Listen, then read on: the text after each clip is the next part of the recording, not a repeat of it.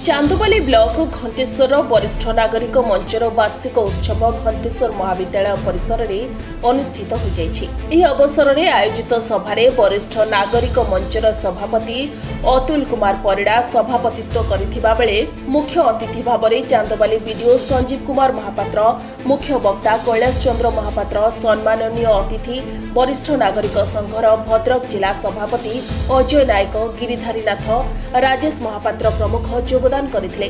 Bansra थानार अवसरप्राप्त ASI Varun Kumar Giri को वरिष्ठ नागरिक संघ तरफ उत्तरीय पुष्पगुच्छ एवं मानपत्र प्रदान कर संबर्धित करा जायथिला। एठी जो वरिष्ठ नागरिक मंच गोटे गठन करा जायछि, तांकर आज वार्षिक उत्सव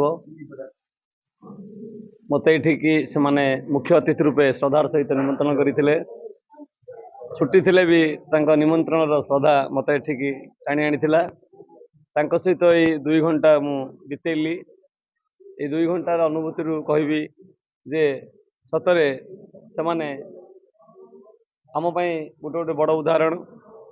जीवन युद्ध रे केमिति गोटे सैनिक होइकी जीवन को सुधार बाटरे चलई हम सहित अभिज्ञता शेयर कला बेले एक मु अनुभव कली।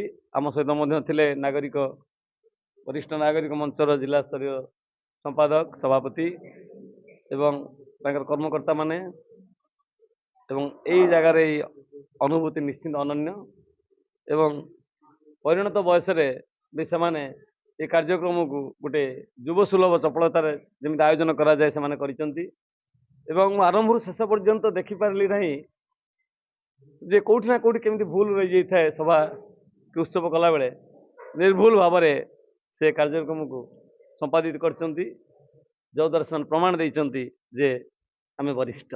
धन्यवाद।